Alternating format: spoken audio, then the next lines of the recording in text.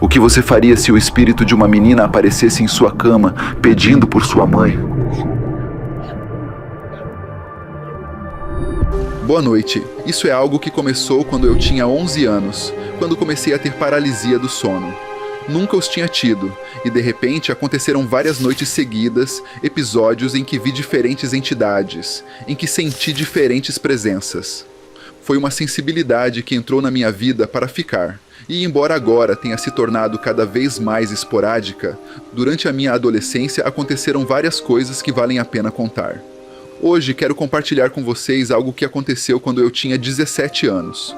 Quando eu chorava, pedindo para que nunca mais tivesse ocorrências como estas. Moro com minha irmã, minha mãe e minha tia. Somos 4 mulheres. Num sábado de manhã, minha mãe saiu para o trabalho muito cedo, aproximadamente às 5 da manhã, como sempre naquela época.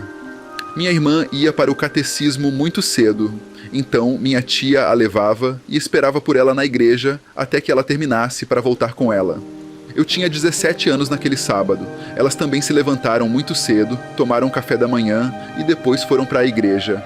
Acho que talvez ainda não fossem 8 horas quando ouvi minha tia gritar da sala que elas voltariam daqui a pouco e que ela iria me trancar em casa. Temos uma porta na frente e um portão, e ambos os deixamos fechados por segurança. Acho que devo ter respondido sim do meu quarto, e depois adormeci novamente. Mesmo assim, tive aquela sensação estranha, aquela que sempre sentia quando a paralisia do sono estava prestes a começar. Embora tenha se tornado comum para mim, nunca deixou de ser uma sensação terrível. Quando você se encontra em um desses episódios, não consegue se mover, porém aprendi ao longo dos anos que é possível controlá-lo, pelo menos mantendo a calma. Acordei no meio da paralisia, farta, cansada, tanto que comecei a chorar. Após tudo passar, eu estava deitada do lado direito, com o rosto voltado para a parede. Fui me acalmando aos poucos, me recuperando como faço em cada episódio de paralisia. Então ouvi passos no corredor. Alguém estava vindo, estava muito claro. Não tive medo porque pensei que fosse minha irmã, que minha tia já tinha voltado. Eu estava tão focada em não ter paralisia novamente que perdi a noção do tempo. Senti que alguém entrou, que tocou na minha cabeça e uma voz de menina me disse: "Calma, calma, não chore mais." Achei que fosse minha irmã e ignorei aquelas mãozinhas que me tocavam, dizendo para ela não me incomodar, para me deixar dormir. Parei de sentir aquelas mãos. Meu cérebro reagiu.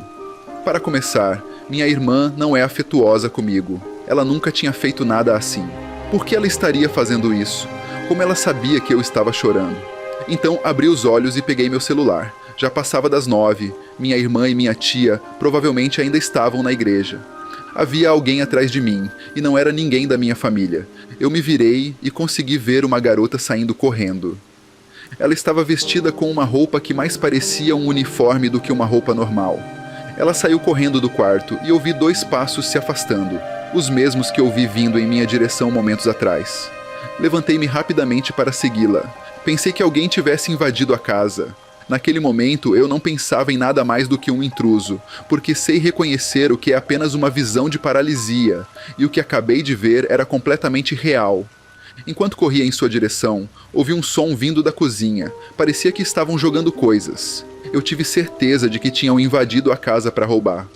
Dava para ouvir como uma cadeira havia sido jogada, como um prato caiu, como as portas do armário se abriam.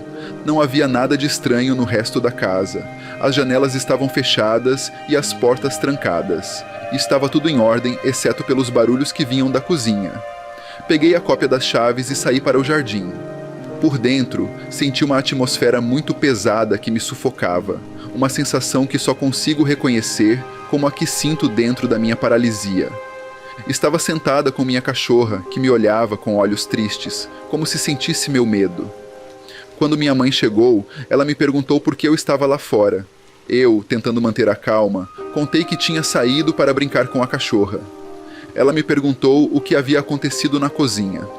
Eu disse a ela que simplesmente fiquei desesperada, que quando estava tentando preparar algo para o café da manhã, coisas caíram dos armários.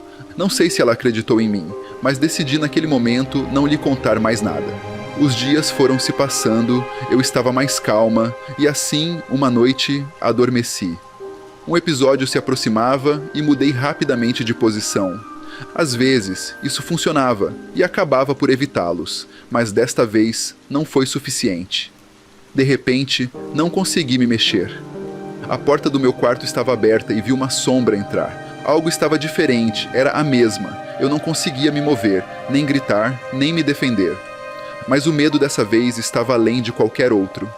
Algo subiu na minha cama, senti o colchão afundar com o peso, e quando chegou até mim, a sombra finalmente tomou forma.